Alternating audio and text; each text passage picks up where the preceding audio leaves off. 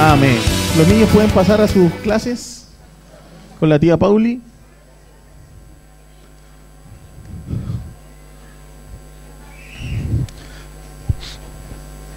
¿Cuántos están contentos de la adoración, de cómo fluyó el Señor? ¿Cuántos fueron tocados por Dios? La Biblia dice que Dios se manifiesta en medio de la alabanza de su pueblo. Así que tú tienes que adorarle, tú tienes que alabarle con tu ser. Amén, estuvo precioso, la verdad que muy hermoso. Y las mujeres, ¿para qué decirlo? Mi esposa me estuvo contando ayer lo maravilloso que fue el retiro. Y de verdad estoy feliz, feliz de que el Señor haya hecho algo glorioso y que nos haya enviado esposas renovadas. ¿Cuántos de los hombres están contentos por eso? Chuta, no hay nada, yo estoy contento, hermano. ¿Cuántos están contentos de las mujeres renovadas que Dios envió a sus hogares? Griten, por hermano. ¿No? Vamos a ir a la palabra de Dios. ¿Quieren escuchar palabra del Señor? ¿Cuántos quieren que Dios se les revele hoy día? ¿Cuántos quieren escuchar una revelación del Señor? Usted tiene que presentarse aquí con expectativas. Que usted tiene que venir a buscar algo aquí. ¿Puedo pedir a los que están atrás, paraditos, que pasen a sentarse, por favor? Todos los que están atrás, ahí. Pueden sentarse, muchas gracias. Andrés, ¿pueden sentarse, hijito? Gracias, hijo. ¿En qué está? No. Por eso uno tiene que estar parado, se distrae uno. ¿Cuántos quieren escuchar una revelación del Señor? Tú tienes que presentarse delante, usted tiene que presentarse delante de Dios con expectativas de una palabra. ¿Cuántos necesitan una verdad? ¿Cuántos tienen una necesidad? Levanten la mano y yo las doy. Dios puede suplir tu necesidad a través de una verdad eterna que puede cambiar todo. Puede cambiar todo. Una verdad de Dios, una palabra de Dios puede cambiar tu vida. Pero ¿cómo una palabra, pastor? Porque la palabra es creativa. ¿Qué significa esto? Que cuando Dios da una palabra o desde el altar sale una palabra y tú la tomas y la haces una verdad en tu corazón, eso activa, eso crea algo dentro de ti y lo espiritual se empieza a manifestar a lo natural. ¿Cuántos dicen amén a eso? ¿Cuántos trajeron lápiz hoy día? A ver, quiero ver los buenos alumnos del colegio. Hay una estadística que la tengo anotada aquí. Cuando tú escuchas una prédica o si tú escuchas una enseñanza y solo la escuchas, solamente un 35% de lo que tú escuchas se queda grabado en tu mente. De un 28 a un 35% se va quedando grabado en tu mente. Pero si tú anotas, si tú lo anotas, si tú tomas nota o apuntas ahí las ideas de la prédica o de la enseñanza, eso se incrementa de un 70 a un 75%. Para que veas que mira, man. Entonces lo bueno de esto es anotar. Tú tienes que venir con una libretita y un lápiz, puedes anotar. Porque si se te va una idea, esa idea puede cambiar tu vida. Pero también existe otro estudio científico que dice que si tú escuchas una prédica 7 veces, el 95% de esa enseñanza se queda guardado en tu mente. Se queda guardada en tu memoria. Eso ha comprobado científicamente. Lo glorioso de esto es que si tú escuchas una prédica, si tú estás atento a la palabra, si tú levantas la mano, si tú dices amén, si tú gritas, si tú saltas, si tú te manifiestas y participas en la reunión, una verdad eterna se guarda en tu espíritu y cuando la necesites va a aflorar y va a crear algo dentro de ti. Por eso tú tienes que ser participativo en la reunión, tienes que decir amén, porque una verdad va a ser guardada no en tu mente, no en tu memoria, sino en tu espíritu y va a crear algo, va a manifestar algo, algo va a pasar dentro de ti y tú cuando necesites esa verdad se va a manifestar y va a ser la ayuda y el suplir de Dios para tu vida. Eso comprobado danielísticamente, por mí. Amén, den un aplauso al Señor por eso. Por eso tú tienes que participar, tienes que decir amén, levantarte, si el Señor te está hablando, sí, tomarla. Yo de aquí siempre veo y pongo por ejemplo al hermano Luis, yo estoy predicando y como de aquí los veo, él levanta su mano y le hace así, es que la toma hermano, y la guarda, así le hace. Amén. Tú tienes que ser participativo, ¿Cuántos dicen amén? Eso es. Hoy día vamos a hablar de reino.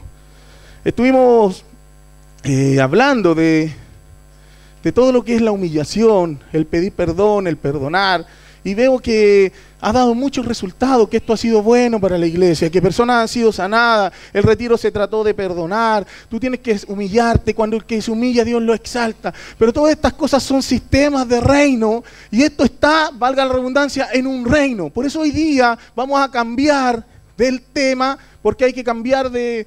Mira, esto igual que siempre yo le hablo de la comida, pero la comida de la ovejita y la oveja están pastando en un lugar, pero de repente ese pasto se vuelve más pequeñito, entonces hay que cambiar la ovejita a otro pastito que está más largo y poder alimentarla en ese pasto. Amén.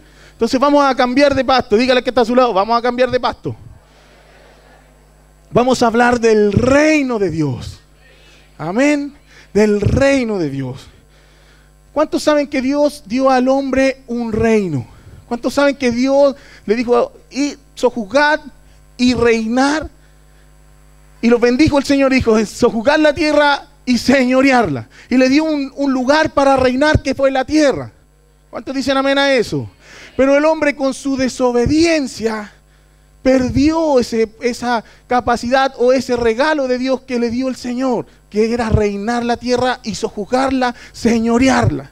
Entonces el hombre, al desobedecer a Dios, al comer del árbol de la ciencia del bien y el mal, que Dios le dijo que no había que comer, pierde ese reinado. Amén. Entonces el hombre pierde la conexión con Dios, y al perder ese reinado, el hombre, al salir de la conexión, de lo que lo conectaba con Dios, empieza a querer suplir el reino de Dios, o eso espiritual que él tenía. La conexión espiritual con Dios se pierde, entonces él necesita suplir de alguna forma la conexión o lo espiritual que moraba en él, y empieza a crear religiones. Por eso el hombre empieza a crear religiones. ¿Qué es la religión? La religión es lo que quiere suplantar al reino de Dios en la vida de las personas.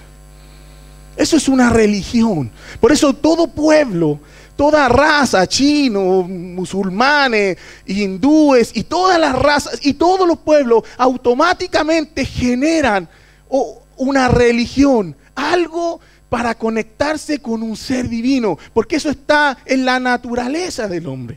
Hasta en nuestras casas muchas veces nos pasa, hermano, nos pasaba, porque ya no nos pasa eso, amén, ya sabemos la verdad. Pero ¿cuántos no tuvieron antes de conocer al Señor una bolsita de esos de la abundancia, de esos saquitos que tenían choclitos y esas cosas? ¿O cuántos no tuvieron a lo mejor algo para representar a Dios en sus casas? Es que el hombre automáticamente, para buscar ese suplir de Dios, de lo espiritual de él, busca algo para endiosar. Porque eso va en el ADN del hombre, eso va dentro de él. Entonces el hombre y las culturas van creando religiones. Y la religión lo que es el esfuerzo del ser humano por alcanzar lo divino, lo de Dios. Entonces el hombre se esfuerza, el ser humano se esfuerza y se esfuerza por alcanzar lo divino, lo de Dios, y en eso empieza a cometer errores, porque lo que perdió el hombre cuando desobedeció a Dios no es una religión. Lo que perdió el hombre fue el reino de Dios. El lugar o lo espiritual que Dios le dio para reinar. Eso fue lo que el hombre perdió. ¿Por qué quiero explicarte esto? Porque voy a llegar a los versículos donde Jesucristo traía una verdad. Amén. Entonces la religión es lo que ha destruido al hombre. ¿Cuántos saben que los atentados, el terrorismo y todas las cosas, y las bombas y las guerras de Medio Oriente son por causa de la religión? Entonces pelean unos por ideologías. Unos piensan una cosa, otros piensan otra cosa, y se pelean y se matan. Y personas se ponen bombas en su cuerpo y explotan en lugares a causa de la ideología y la religión y el pensamiento que ellos tienen en su vida. Entonces la religión es una enfermedad que ha matado millones de personas en este planeta. Es una enfermedad, es algo que no sirve. Dígale al que está a su lado, saca la religión de tu vida.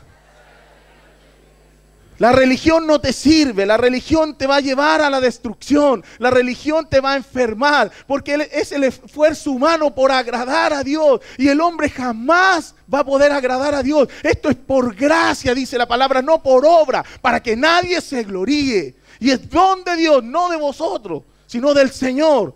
¿Cuántos saben esa verdad? Entonces tú vas a hacer un esfuerzo, y cada vez que quieras agradar a Dios vas a fallar, porque eso es religión, el esfuerzo del ser humano por agradar a Dios. ¿Por qué te estoy contando esto? Porque Jesucristo nunca trajo una religión. Cuando el Señor Jesucristo vino a la tierra jamás trajo una religión. De hecho, los que más se oponían a su mensaje eran los religiosos. Y los que estaban de acuerdo con su mensaje eran los pecadores. De hecho, la Biblia dice que él era amigo de pecadores. Él era amigo y se juntaba con lo que los religiosos llamaban, o de alguna forma los desechados del pueblo de Israel, que eran los que pecaban. Amén. Prostitutas, borrachos, ahí comía con los pecadores, con todas las personas que eran desechados desde el pueblo de Israel. Y él comía con ellos, él participaba con ellos, él nunca se quiso juntar con ellos, porque Cristo nunca te vino a poner ni imponer una religión. Lo que Cristo vino a darte es una nueva vida. ¿Cuántos dicen amén a eso? Eso vino a darte el Señor. Él vino a dar, por eso la Biblia dijo que Él vino a recuperar lo que se había perdido, no los que se habían perdido, sino y que se había perdido, la conexión del hombre con el reino de Dios, la conexión del hombre y lo que había perdido, que era el reino de Dios. Entonces el Señor vino a darte una vida nueva. Él no vino a darte una religión. A usted, cuando le pregunten de qué religión es usted dígale de ninguna. Yo soy un hijo de Dios, ciudadano del reino de los cielos. Eso eres tú, hermano. No perteneces a una religión, porque la religión te va a matar, la religión te va a aplastar, la religión te va a decir eso es malo, la religión te va a dar un castigo por lo que hiciste mal, la religión vas a andar todo el día pensando en qué hice bien y qué hice mal, qué hice bien, qué hice mal. Eso va a causar la religión. Vas a estar oprimido. La religión viene a oprimirte, pero el Señor vino a libertarte.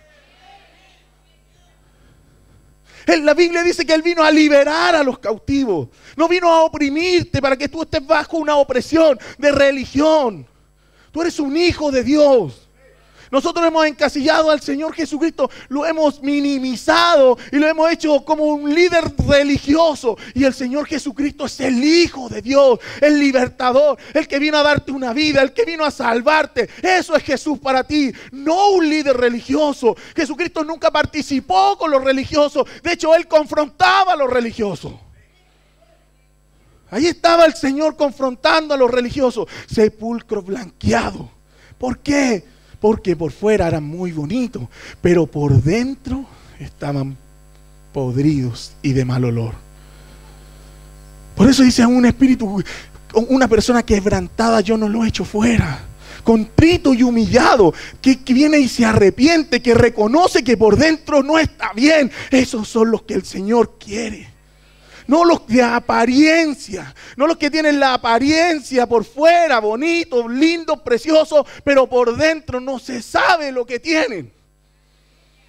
Por eso tú no eres parte de una religión, porque un día tú reconociste que estaba mal, que tu vida iba donde tú no querías, que estabas mal, que habías hecho cosas que no eran muy lindas, que no eran muy de sentirte orgulloso, y reconociste que por dentro estabas mal y llegaste a los pies del Señor Jesucristo y el Señor te implantó en su iglesia y comenzaste a crecer, y ahora puedes decir con libertad: yo soy libre para adorar, yo soy libre para trabajar, yo soy libre en el Señor Jesucristo.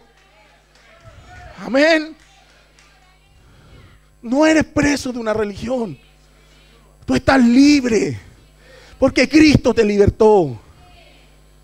No es una religión lo que predicamos aquí, es una vida plena, una vida abundante, que el Señor transforma y cambia y sana los corazones, que Él vino a dar vista a los ciegos, que Él vino a liberar a los cautivos. Amén. Eso es lo que predicamos en este lugar. No, yo soy de la religión. Usted no es de ninguna religión. Usted no es ni católico ni evangélico. Usted es un hijo de Dios. Usted es un ciudadano del reino de los cielos. Usted es un embajador del reino de los cielos. Y usted tiene inmunidad diplomática. El reino de los cielos lo respalda. El reino de los cielos lo respalda. Pero estas verdades tú tienes que saberlas y hacerlas parte de ti. Porque tú no puedes caminar como un religioso pensando en que Dios te va a condenar si actúas bien, o Dios te va a premiar, que Dios te va a premiar si actúas bien, o Dios te va a condenar si actúas mal. No, eres un hijo. Con cada equivocación Dios te va a enseñar. Por eso la Biblia dice que a los que aman a Dios, todas las cosas le ayudan a bien. No es una religión. Levante su mano y diga, no somos religiosos. Pégale un codazo al que está al lado y dígale, no sea religioso. No pegué tan fuerte, sí, hermano, más despacito. No se emocione, usted se emociona igual que yo. La religión no fue lo que el hombre perdió. Por eso la religión nunca va a venir a suplir la necesidad espiritual del hombre. La religión viene a suplantar esa necesidad del hombre.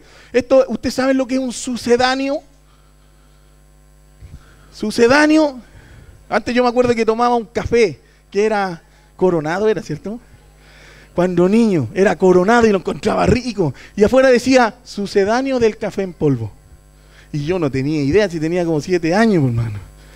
Y eso significa que lo suplanta, pero que no es de la misma naturaleza. Entonces la religión es un sucedáneo del reino de Dios. Quiere venir a suplantar, pero no proviene de Dios. No proviene de Dios la religión. Y hay que sacarnos eso de nuestra mente. Nosotros no somos personas que tenemos una religión. Nosotros tenemos un Padre Celestial que nos ama y que nos enseña cada día y que nos da su palabra como una lumbrera para que vamos en camino correcto a buscar toda la herencia que Él tiene y la abundancia que Él tiene para nuestras vidas. ¿Cuántos dicen amén a eso? No somos religiosos y no estoy enojado que me apasiono.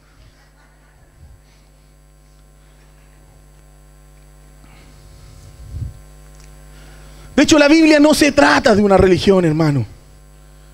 La Biblia no trata de religión.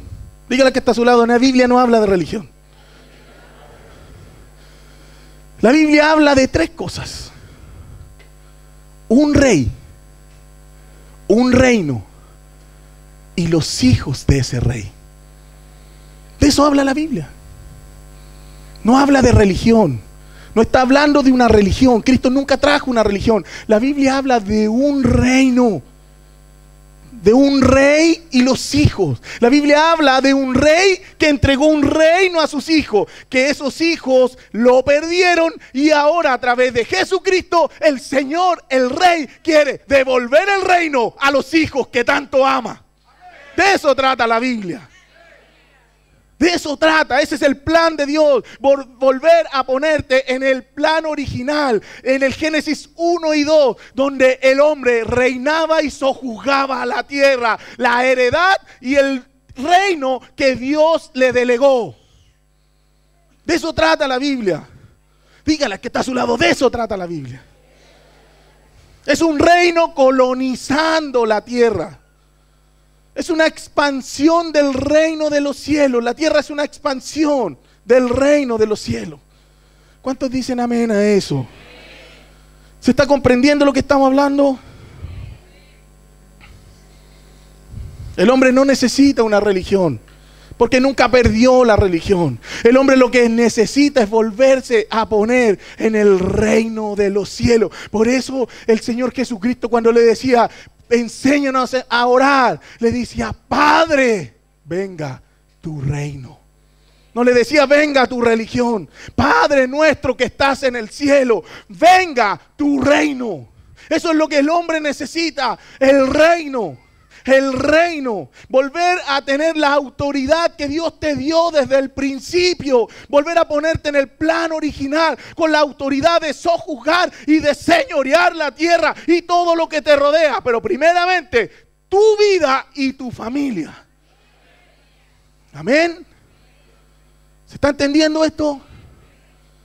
Vamos a Mateo 4, versículo 17. Lo primero que tenemos que identificar, para que tú sepas lo que se perdió, lo que el hombre perdió, tienes que identificar lo que Cristo vino a traer.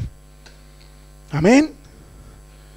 Tú tienes que identificar lo que Cristo trae, porque lo que Cristo trae es lo que el hombre perdió. ¿Cuántos dicen amén? El hombre perdió un reino cuando desobedeció, pero Cristo lo trae de vuelta. Eso es lo que el hombre perdió, no una religión. Entonces estaba Jesús y venía de haber sido tentado en el desierto. Miren lo poderoso que es esto del reino de los cielos. Venía el Señor Jesucristo de haber sido tentado en el desierto. Ustedes lo pueden ver más arriba en su Biblia. Y venía sanando a un endemoniado. Amén. Y se para el Señor y la Biblia dice que es su primer discurso. Las primeras palabras que salen de la boca del Señor Jesucristo cuando Él principia, iba a decir, ¿se ocupa esa palabra? Las primeras palabras cuando Él parte con su ministerio, las primeras palabras que salen de la boca del Señor Jesucristo, o sea, Él identifica. ¿Cuántos saben que lo primero que tú tienes que hacer para tener un buen negocio es identificar el producto que vas a vender? Eso es lo primero que tú... ¿Qué voy a hacer yo? ¿Para dónde voy? ¿Qué es lo que tengo? ¿Qué voy a hacer yo? ¿Qué es lo que voy a vender? Eso es cuando tú quieres hacer un buen negocio, lo primero que tienes que identificar es lo que vas a vender. ¿Cuál es tu producto? ¿Qué es lo que vas a ofrecer? Amén. Entonces el Señor Jesucristo, lo primero, sus primeras palabras en el principio de su ministerio fueron estas. Cuando baja de ser tentado, de haber vencido en ese lugar, de la tentación en el desierto, baja y dice, desde entonces comenzó Jesús a predicar, a anunciar, a hablar, a establecer con su palabra. ¿Qué predicaba el Señor Jesucristo? Arrepiéntanse, porque el reino de los cielos está cerca. Hijo, está ahí en la versión NBI. Si queréis me la cambié. Que dice lo mismo, pero me siento más cómodo con la otra. Amén. Entonces las primeras palabras, Jesús identifica esto como el principio de lo más importante, como identificando lo que Él iba a ofrecer, lo que el hombre había perdido, que era el reino de los cielos. El reino y la conexión, el sojuzgar y el señorear. Eso es lo que Dios y a través de Jesucristo viene a restituir en la tierra. Digan amén a eso porque es una verdad. Entonces el Señor dijo, este es el producto que yo vengo a restituir. ¿Qué? Arrepentíos, porque el reino de los cielos se ha acercado. En otra versión dice, el reino de los cielos ha llegado. El reino de los cielos está a la mano. El reino de los cielos está a la mano. Lo que quiere decir el Señor es lo que se había perdido está a la mano. Está para ti. Lo tienes hoy de vuelta. Dígale al que está a su lado. El reino de los cielos está hoy para ti. Está a la mano. Está cerquita. Lo puedes tomar. Pero eres tú el que lo toma. Esto lo hemos hablado. Amén. Arrepentíos. ¿Qué significa esa palabra? Arrepentíos. Arrepentido, hermano, nosotros miramos siempre esa palabra como pasar llorando, o que tú te pongas a llorar por algo que hiciste mal, o por un condoro que te mandaste, o algo que hiciste y tú te arrepientes, llegas llorando, o a lo mejor de repente devolver algo que tomaste que no es tuyo. Eso no es arrepentimiento, eso es sentimiento de culpa, pero no es arrepentimiento. Y ese sentimiento de culpa te puede llevar al arrepentimiento, pero no es arrepentimiento. No es pasar llorando aquí al altar y decir, oh Señor, perdóname. Eso no es arrepentimiento. Eso es que tú le pidas perdón a Dios, o eso es que tú le pidas perdón a alguien que ama. Pero eso no necesariamente es el arrepentimiento. La palabra arrepentimiento en la Biblia es metanoia. Metanoia, dígale al que está a su lado, metanoia. Y significa cambio de mente. Cambio de mente. Lo que el Señor Jesucristo quiere decir, yo sé que esto lo han escuchado otras veces, pero quiero llegar a un punto y pasar por esto es necesario. Es que tú debes sacar tu mente antigua y poner una mente nueva. Lo que el Señor Jesucristo les quiere decir es, saquen todo lo que de la religión les puso en sus mentes, sáquenlo, eso ya no les sirve. Renueven el entendimiento, saquen la mente anterior y pongan una nueva. Eso es metanoia. No los pensamientos. Muchas veces nosotros pensamos que es renovar los pensamientos. Y no, metanoia es un cambio de mente. Es que te saquen la mente antigua y pongan una mente nueva. Porque si tú quisieras cambiar tus pensamientos, sería difícil. Porque es difícil poner un repuesto de un Mercedes en una Citroneta. No va a andar la Citroneta con un carburador de Mercedes-Benz, no va a andar una Citroneta, hermano. Imposible que ande.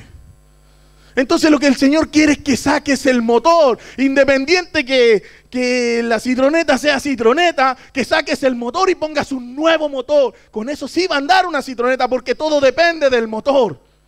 Amén.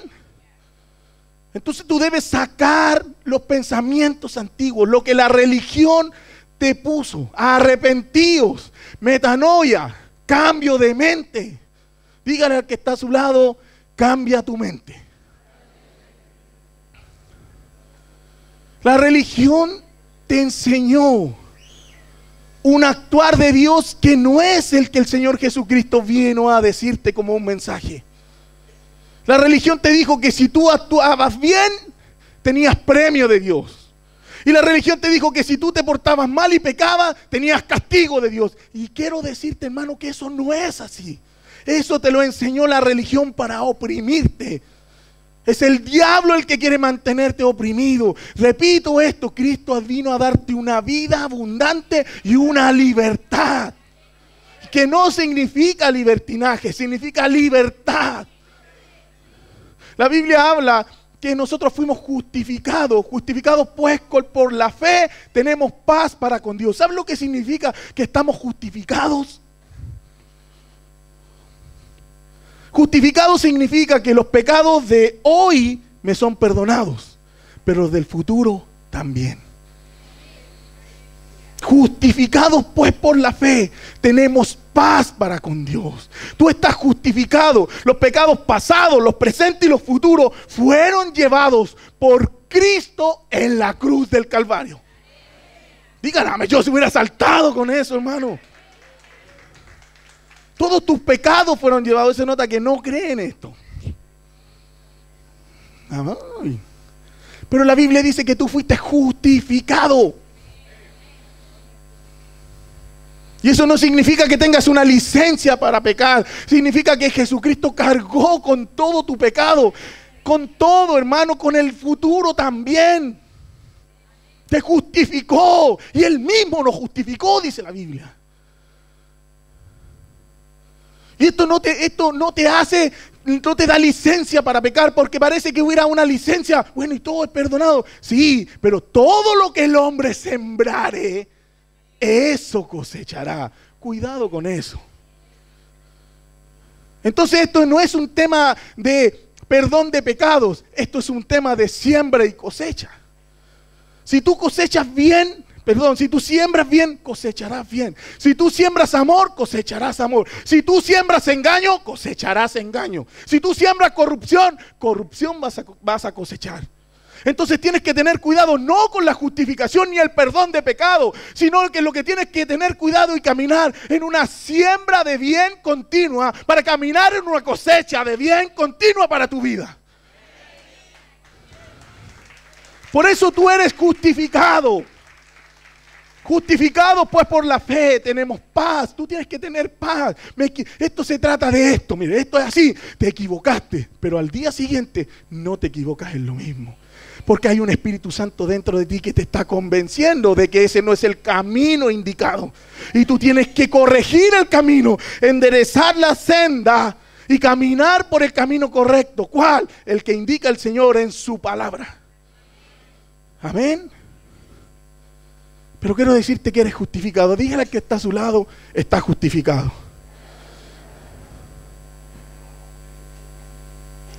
Por eso el Señor te vino y lo primero que te dice es arrepentíos. Arrepentíos. Dígale al que está a su lado, arrepentíos. Y arrepentido es cambio de mente. Es cambia tu mente, hermano.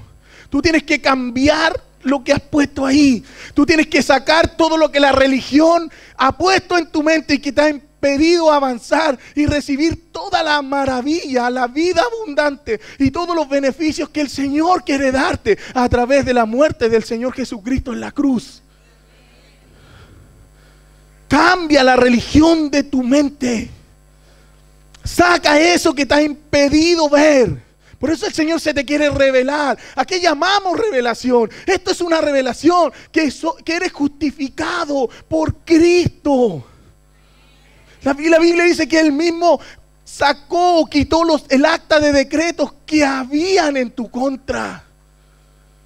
Todo lo que había en tu contra por haber tú fallado, el Señor lo clavó en la cruz. Se lo quitó al acusador, al que tenía en algunos más largos y en otros más cortitos, en algunos libros así y en otros el diario de vida.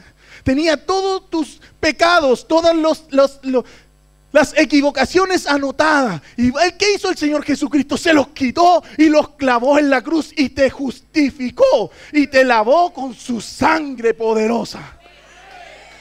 Aleluya. El acta de decretos que había en tu contra, el Señor se lo llevó. Por eso eres justificado. ¿Y qué vino a darte el Señor? Saca eso y pone algo nuevo. El reino de Dios.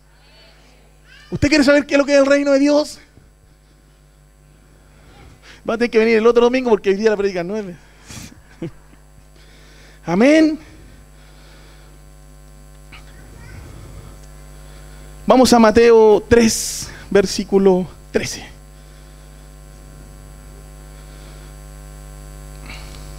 Dígale que está a su lado, eres justificado. Fuiste justificado. Y ahí estaba el Señor Jesucristo, trayendo un nuevo mensaje. Las primeras palabras que el Señor habló fueron: arrepentidos, cambia tu mente, comienza a cambiar, porque si no cambias tu mente, no puede venir el reino de Dios y los beneficios a tu vida. Si tú no cambias tu mente, te vas a sentir culpable. Si tú no crees en esto de que fuiste justificado, cada vez que actúes mal o te equivoques, vas a sentir una culpabilidad. Y no producto de Dios, sino producto de la religión. Amén. Me gustaría escuchar más amén, pero yo sé que esto es algo que viene a romper algo, que viene a causar algo. Amén. Tú no puedes caminar en condenación, porque Cristo vino para hacerte libre. Por eso el Señor te dice: cambia tu mente para que puedas entender la buena y perfecta y agradable voluntad de Dios para tu vida, para que puedas entender el reino de los cielos, para que tú puedas recibir el reino de Dios en tu vida. Arrepentíos, cambia tu mente. Amén. Entonces Jesús vino de Galilea a Juan, al Jordán, para ser bautizado por él. Sigamos. Más Juan, ay, está bonito ese hermano, ¿no? ¿Lo vieron? Más Juan se le oponía diciendo: yo necesito ser bautizado por ti y tú vienes a mí. Pero Jesús le respondió: deja ahora, porque así conviene que cumplamos todas justicias. Entonces le dejó. ¿Qué significa esto? Mire, yo investigué sobre esto y cuando el Señor Jesucristo cumple 30 años y necesita ser un rabino o necesita ponerse en la esfera para ser escuchado por los demás, Él tiene que someterse a ciertas costumbres de los judíos, que era ponerse por debajo de un maestro. Amén. De un maestro. Escucha esto, los que están anotando, anótenlo porque es importante. Y Él se pone por debajo de un maestro, se pone como discípulo de un maestro. ¿Qué significa discípulo? Discípulo significa que comparte la filosofía o los pensamientos del maestro. Eso significa un discípulo, alguien que se pone al aprendizaje de un maestro, que tiene una filosofía, y el discípulo dice, sí, es lo mismo que yo pienso, entonces quiero aprender más sobre esto. Y tú te pones bajo un maestro. Entonces Jesucristo necesitaba aparecer en la esfera para que pudieran verlo a Él. ¿Qué hace el Señor? Fiel a las costumbres por eso dice ahí, para que se cumpla toda justicia, se pone por debajo de un maestro que tuviera los mismos pensamientos de él. Entonces aparece Jesús y dice, fariseos religiosos, no me sirven. Amén. Saduceos religiosos, no me sirven. Los romanos, menos. Filosofía griega, tampoco. Y aparece Juan el Bautista, que pensaba lo mismo que él. Pone el 3:1. Pensaba lo mismo que Cristo. Entonces él dice, tiene que alguien haber pensado lo mismo que yo. ¿Y qué hablaba Juan? Decía, aquellos días vino Juan el Bautista predicando en el desierto de Judea 2 y diciendo, arrepentíos, porque el reino de los cielos ha llegado. Amén. Entonces Jesús se pone por debajo, se pone como discípulo de Juan el Bautista. Y Juan el Bautista le dice, pero ¿cómo me voy a poner? ¿Cómo tú vas a ser mi discípulo? Por eso le dice, pero si yo necesito ser tu discípulo, o sea, yo necesito ser bautizado por ti. Y tú vienes y el Señor Jesucristo le dice, pero yo necesito que se cumpla la justicia, o sea, que se cumpla las tradiciones. Así que yo me pongo bajo tu pensamiento, bajo tu filosofía, porque yo pienso lo mismo que tú. ¿Qué?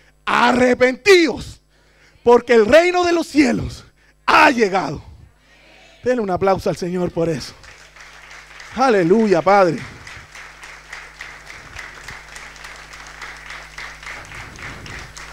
Entonces, aquí voy a decirle otra cosa. ¿Qué pasaba con los que no se ponían como discípulos?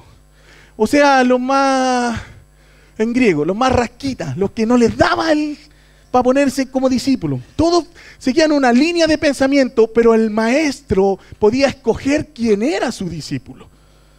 Había gente que pensaba igual que los griegos, igual que los filósofos, igual que los saduceos, igual que ¿cuál eran los otros? Los fariseos. Entonces, pero ellos querían ponerse bajo el discipulado o queriendo que ellos fueran sus maestros, pero en realidad eran de muy baja condición y no podían. Esos eran los que les llamaban el hijo de. Amén. Por eso Pedro era el hijo de Jonás. Por eso Pedro era el hijo. Por eso cada vez que el Señor Jesucristo llamaba a uno de sus discípulos y le decían el nombre de él y el nombre del papá. Pero a los demás era el discípulo de. Por eso Pablo, cuando lo nombra la Biblia, era Pablo, el discípulo de Gamaliel. Amén. Él fue entrenado a los pies, decía. Él era el discípulo de. Entonces, ¿qué hace el Señor Jesucristo? Viene y toma a Pedro y a todos sus apóstoles y les dice, vengan, que yo los haré pescadores de hombres, y los hace sus discípulos. Por eso la Biblia dice, de lo vil y lo menospreciado, escogió Dios para avergonzar a los maestros y a sus discípulos. Entonces el Señor, siéntete feliz por esto, porque el Señor a los que no sabían, a eso los escoge para ser sus discípulos. A los que no daban nada por ellos, lo escoge el Señor para ser sus discípulos. Por eso tú tienes que sentirte tan contento de esto. Porque yo me siento feliz, porque yo era uno de los desechados, de los que nadie daba un peso por ellos. Pero un día escuché a Jesús y me quise hacer su discípulo, y Él me aceptó, me abrazó, me acarició y ha avergonzado a personas. Aleluya. Gracias, Señor.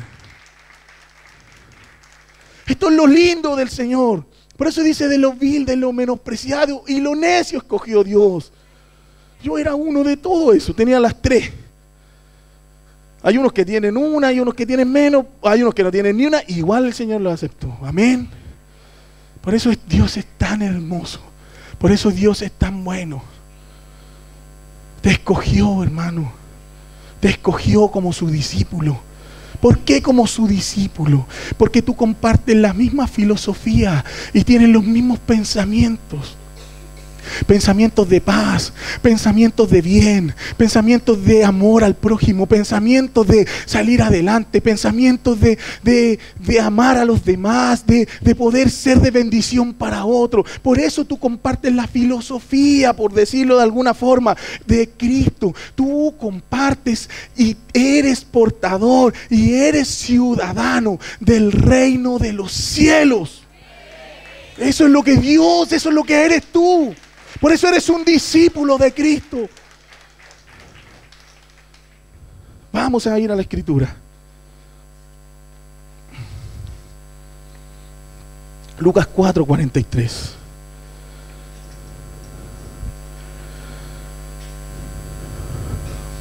Son las 9. Jancito, ¿me ayuda ahí? Vamos a terminar aquí con este versículo y seguimos el domingo.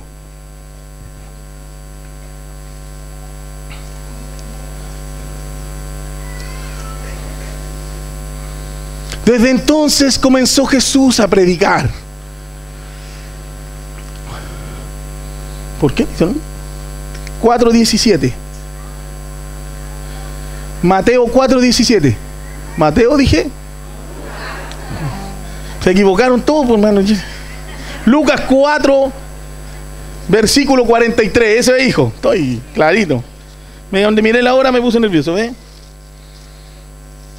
Lucas 4:43.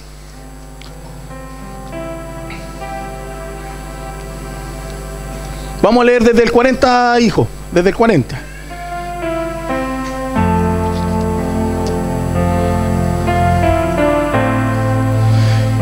Entonces Jesús se levantó y salió de la sinagoga y entró a la casa de Simón. Mira que era impresionante el reino de los cielos. Lo que predicaba Cristo, hasta esto provocaba, que se sanaran las suegras, hermano. La suegra de Simón tenía una gran fiebre y le rogaron por ella.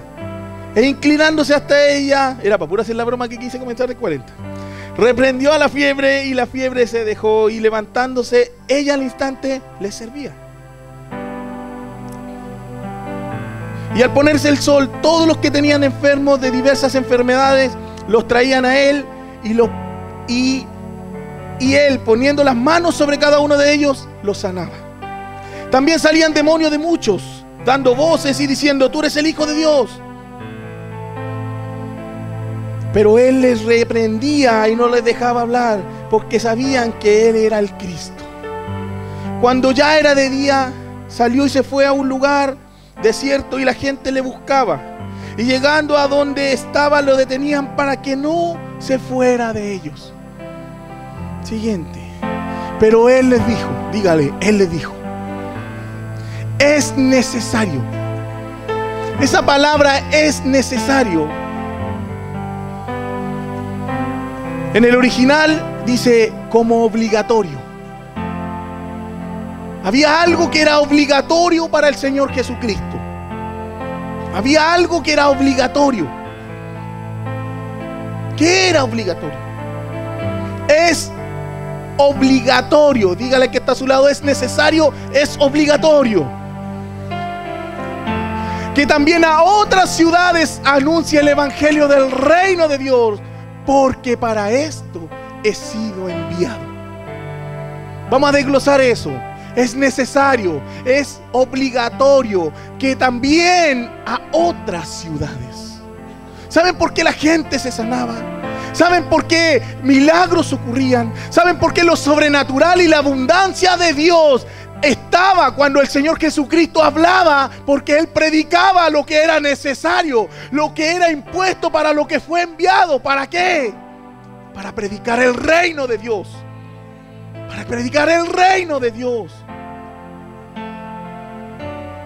Eso era lo que el Señor obligatoriamente tenía que hablar.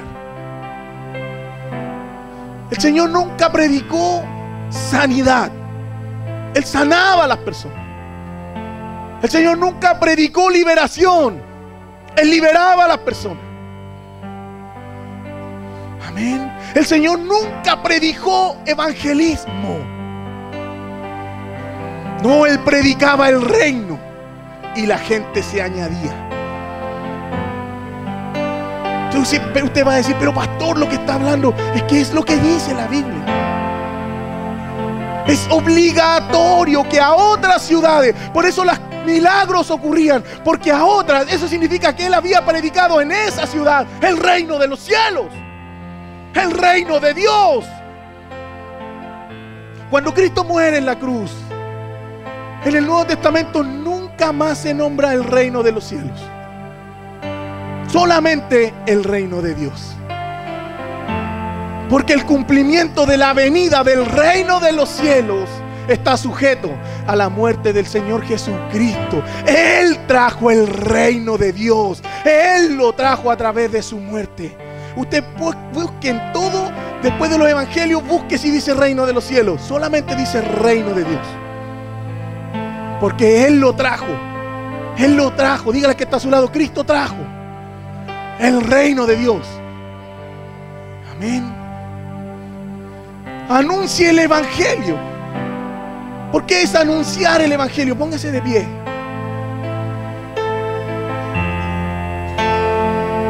¿Qué significa evangelio? La palabra evangelio o evangelista viene del año 480 a.C. Esto me lo enseñó un amigo y es algo maravilloso. Había una batalla entre los atenienses y el imperio persa. Se llamaba la batalla de Maratón. Entre la ciudad de Maratón y la ciudad de Atenas habían 40 kilómetros. 40 kilómetros, hermano. Por eso las maratón son de 40 kilómetros. Y había uno que cuando el pueblo de Atenas venció al pueblo persa, salió corriendo por 40 kilómetros a llevar una buena noticia. A ese lo llamaban el evangelista. Ese portaba el evangelio. Entonces esta persona llegaba desde en la batalla de Persa, corría 40 kilómetros hasta llegar a Atenas y les daba la buena noticia. ¿Cuál? Hemos vencido al enemigo. El reino de los cielos se ha expandido. Esa es la buena noticia de hoy. Esa es la buena noticia que tú portas. Hemos vencido al enemigo. El reino de los cielos se está expandiendo. Aleluya. Aleluya. Por eso Pablo todo lo asimilaba con una carrera, porque él tenía esta información. Por eso tú eres un evangélico, no porque perteneces a la religión evangélica, sino porque portas la extraordinaria noticia que el enemigo ha sido vencido y que el reino de Dios se está expandiendo. Aleluya, Padre. Gracias, Señor.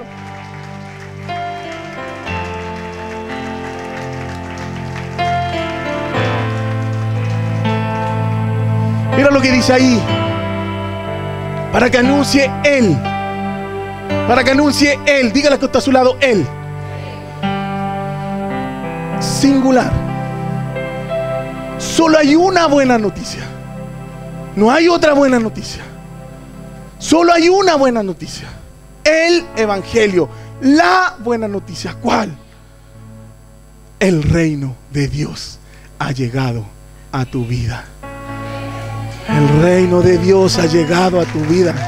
El reino de Dios ha llegado a tu vida. El reino de Dios ha llegado a tu vida. Hermano, el reino de Dios ha llegado a tu vida.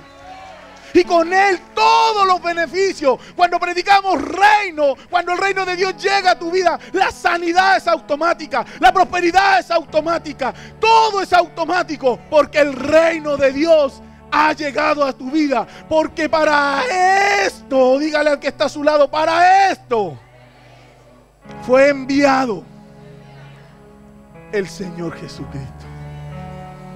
Denle un aplauso al Señor, hermano. Denle un aplauso al Señor. Aleluya, Padre, aleluya.